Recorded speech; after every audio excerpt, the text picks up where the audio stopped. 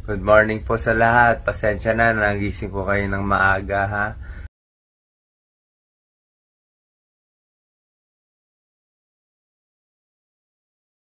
Doc Willie ang nagbigay muli ng update sa kanyang kalusugan. Ibinahagi ni Doc Willie ang kanyang 5 a.m. tips para sa mga sumasakit ang likod sa tuwing babangon mula sa pagkakahiga.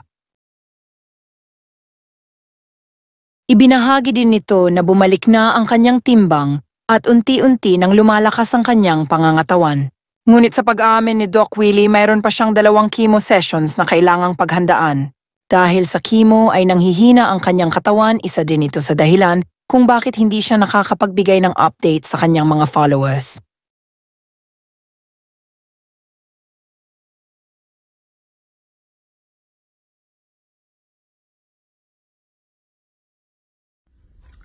Good morning po sa lahat. Pasensya na, nagising ko kayo ng maaga ha. Kasi po, ang tulog ko dito laging maaga tulog, maaga gising every 3 o'clock eh. Tapos naisip ko lang kasi meron akong magandang tips ituturo ko po sa inyo. Makakalimutan ko na ito mamaya. Baka hindi ko na magawa. So ginawa ko lang muna itong video. Ang tip ko, paano tatayo ang may sakit o yung may back pain. Katulad ko, nagkaroon ako ng 10 out of 10 back pain dito sa may gitna. Hindi na to dahil sa cancer. Ano to yung kakahiga? Humihina ang muscles ng may sakit, ng may cancer, yung laging bedridden. Ito mahalagang tip. Madalas kasi, pagtatayo tayo, di ba? Nakahiga akong ganito kaliwa o ganyan.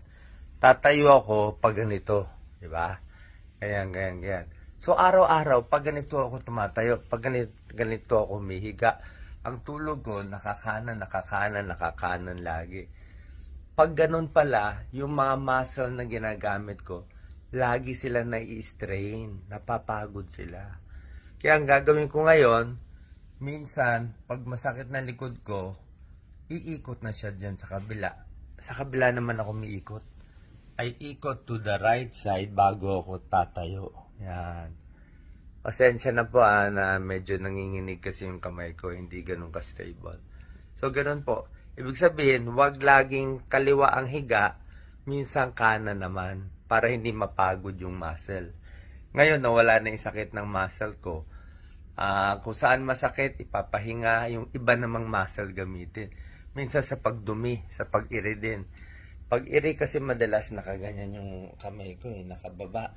Nakatukod dun sa toilet, sa may toilet bowl. Kakatukod ng tukod, sumakit dito, nagka-gas-gas pa sa may puwetan. So, dapat gagawin nyo, iibahin nyo yung position.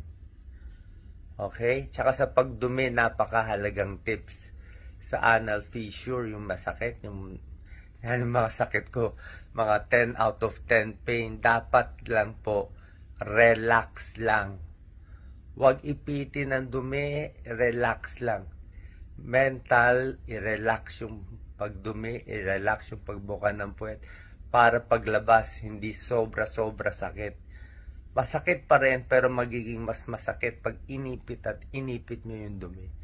Okay? Pero syempre, for anything else, seek medical advice from your doctor. Yung mga nagtatanong sa akin, chemo po chemo days ko. Kaya, pero I'm getting better, I'm getting fatter. And yung timbang ko, 2 chemo na lang. Actually, iniintay ko na lang yung mga side effects to, nilalabanan natin. Salamat po sa dasal. Gusto ko lang po lagi makatulong sa inyo, kahit sa papanong paraan. Dyan si Doc Lisa nagluluto na. So, I sleep at, try ko mga 8 or 9. I wake up 3 a.m. lagi. 3, 4 a.m., 5 a.m. dyan pumapasok yung mga mensahe ng Diyos. Katulad ngayon, I'm recording this at 5:05 a.m. Salamat po. God bless po. Mahal na mahal ko kayo. God bless sa inyong lahat. Magandang araw po sa inyong lahat. Si Doc Willie po ulit to. Kamusta po tayo? Another good day. Mukhang tuloy-tuloy na good days natin. Pero ang gusto ko sana ay topic ay for the past 2 months, 'di ba? Alam niyo naman nangyari sa akin. na kahit ako nagtataka, bakit ang daming seryosong sakit. Yung mga seryosong sakit na kami nakikita lang namin minsan sa mga charity patients, yung mga malalalang sakit, bakit karamihan dito pinarana sa akin? Hindi ko maintindihan. I-explain ko sa inyo, meron itong mga 10 sakit na mga serious na pinarana sa akin isa-isa ng Diyos. I think it's God's will to. Pero pinagaling naman ako dito sa siyam na to. Okay? Siguro para sa mission ko, para mas ma-feel ko yung nararamdaman ng mga mahihirap nating kababayan. Or, in-expect ko, matagal na ako sa PGH dati sa nagcha-charity naman kami lagi. Siguro refresher course ko to. Feeling ko nga minsan parang Station of the Cross Parang Station 1, yan. Yan, ang paghihirap Station 2, o Gethsemane muna tayo. Tulad ng, isa-isahin ko Number 1, nakita niyo naman yung bukol ko na napakalaki dati. By next week, malalaman ko kung lumiit na siya at kung gaano niliit niya. Yung 16 by 13 by 12 centimeter, yung parang football. So, yung ganong kalalaking bukol, bihira yun sa mga, yung mga nagpapacheck up, bihira umabot ng ganoon. Usually, mga walang pera, walang check up, nasa probinsya, mga bukol dito. So, yung akin ang laki. Isa pa, pinaranas, yung 10 out of 10 pain. Grabe yun. Pag sinabi mo 10 out of 10, hihiyaw ka talaga. Siguro mga isang linggo ako siguro nag 10 out of 10. Isang linggo yun. Pero ngayon, halos wala na Parang 0 out of 10 Sabi nga nung doktor ko, hindi nga daw niya makapa Pero siyempre, sabi ng doktor ko, si Dr. Ang Peng Tiam, Singaporean doctor, sabi niya, kahit hindi mo makapa, iba pa rin yung tunay na test. Ipe-PET scan natin ulit para malinaw. Walang daya-daya, walang hula-hula, walang positive thinking. Tingnan natin kung lumiit talaga kasi nakadalawang chemotherapy. So, lahat ng natutunan ko dito, parang God's will na dito sa atin hindi na magamot. Kahit katulad kong pasyente, kahit may pera ka pambayad, hindi magamot. Bakit sa ibang bansa nagagamot? Di kawawa naman yung kababayan natin na hindi makaka-abroad. So, yun po focus natin.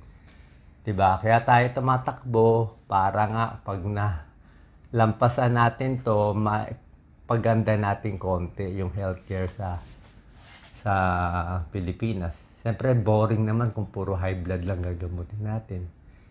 High blood, diabetes, kidney, medyo boring yun.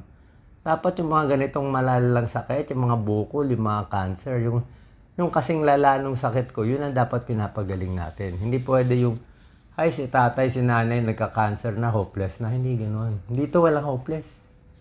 Dito walang hopeless sa ibang bansa. Tayo lang mahilig sa hopeless at ipagdasal na lang. Kasi nga, wala nga Walang pera, walang libre, hospital, walang equipment, may equipment, walang magbabasa, walang doktor, lahat wala. Number 2 na experience ko, tubig sa baga. Karoon ako ng pleural effusion. Ito pag medical to, pleural effusion ko dito, siguro mga hingal. May hingal, siyempre namayat May konting hingal. Pero yung pala pleural effusion ko, edema na rin. So, ngayon wala na. Inabot ko rin yon. Number 3, ito yung nakakatakot. Naipit din yung right atrium ko dati. Kung mga cardiologist yan, di ba? Cardiologist ako. Pag tinutudi, echo ako. Wala na nga dito yung puso sa kaliwa Nasa kilikili na Yung nag-echo, 4 chamber, nasa kilikili na. Yung puso ko, na-push na. Na-push na yung puso ko. Yung apex na puso ko dito na sa kilikili na dinudo ko. Sabi ko, ay nako, lahat ako puro bad news. Baka daw may thrombus. Pag nawala daw yung thrombus, patay na agad ako. Umabot na hanggang kilikili ng check-up. Pero ngayon, andito na sa gitna Bumalik na yung puso ko sa tamang pwesto. Oh, andito na yung apex beat ko. Bumalik na ulit.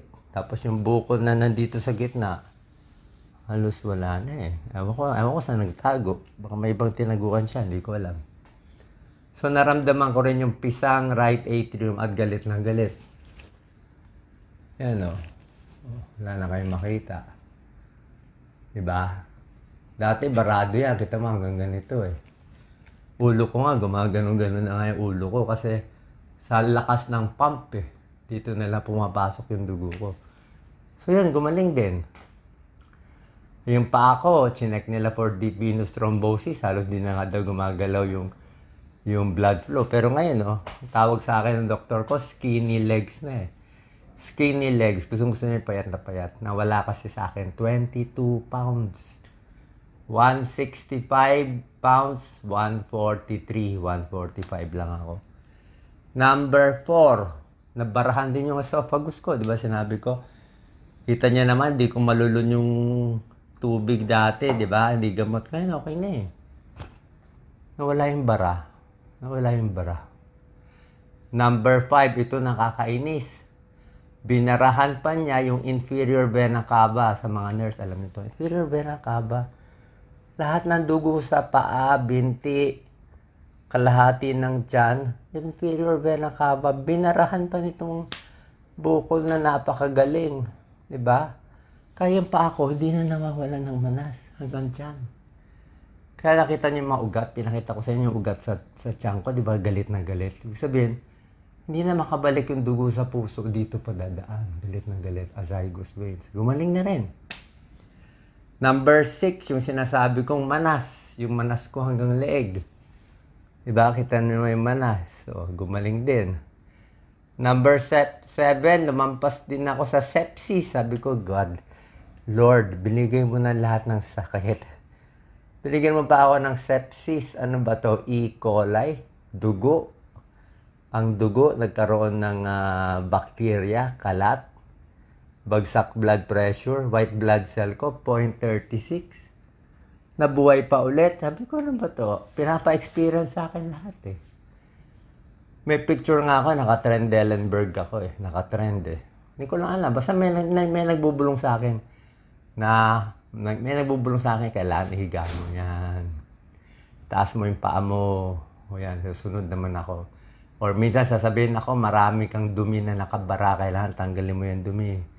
Pag hindi lumabas yung dumi, magbabara lalo. Bakit kailangan tanggalin yung dumi? Sepsis ko, gumaling. Number 8, jaundice. Jaundice ako noon, di ba? Dilaw na dilaw. Kita nyo, pati mata, dilaw na dilaw. Ihi ko, dilaw na dilaw. Serum ammonia ko, tumaas pa. Parang malapit na sa... Hindi naman hepatic NSF level, pero mataas na. So, lahat ngayon, normal na lahat bilirubin ko. Parang ang baba na nga eh. Bagsak na lahat. Bagsak na lahat. Nag-normal na lahat. Number 9, isa pa na experience ko. Pag malala pala sakit mo, pag tinutulak ka, nakabed ka, ang sama pala ng tingin sa'yo ng ibang tao. Ngayon ko lang na-feel. Parang pinagdidirihan ka, parang, kasi nakamask naman ako, parang pinagdidirihan ka, parang mabuti hindi ako ganun mamatay na. Mabuti hindi ako ganun. No?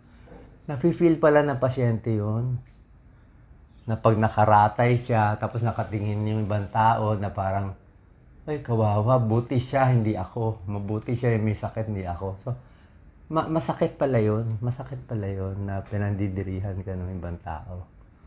Oh, marami tayong kapwa, kababayan natin dito. So, siguro kung may sakit ngayon na may malala, kausapin lang, treat as normal. Diba? So, pina-experience lahat to sa akin. Lahat ng pinakamalalang sakit na pang nakikita ko lang sa PGH noon. Bakit? I don't know. Pina-experience ngayon.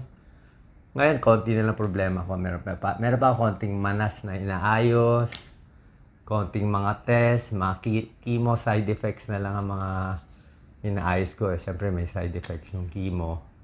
So, feel more para magawa natin itong gusto natin. Sabi na iba, Doc, mag-relax ka na lang, matulog ka na lang. Pwede ka naman mag-relax. Hindi kasi ako happy sa ganun. Oo. Kaya nga, ang usapan nga namin ni God, pag binuhay mo kami, kahit gaano kahirap, gagawin namin. Talagang may nagfo-force sa akin na kailangan ako tumakbo. May nagfo-force. I cannot stop it. Wala sa kamay ko yun. Kala nyo na sa kamay ko. Maghintay ka 3 taon, wala na. After 3 years, bago na lahat. Marami na namatay na Pilipino in 3 years. Papahintayin nyo ako. Hindi. The time is now. The timing is now. Yun ang nasa-sense ko. Yun ang kailangan natin ngayon. Risky sa akin. Sa akin lang naman risky. Sa'yo naman di risky. Diba? Paano naging risky sa mga tao? Hindi naman risky sa mga tao. Diba? Total, paulit-ulit naman yung mga binoboto nyo. Happy ba kayo? Ayaw nyo mag-try ng bago. Diba? Kaya lang, wala akong pera mabibigay sa'yo. Yun lang. Prayers lang. So anyway, yun lang po. Ang daming pina-experience sa akin. Parang dinala ako sa bingit, ano ba sinabi nila, ng kamatayan. At nakakatawa yung isang article, kino-compare ako kay Miriam Defensor Santiago. Okay, medyo pareho din. Si Miriam kasi, nung nagkasakit siya, medyo may edad na siya. I'm not sure what age, pero may edad na siya.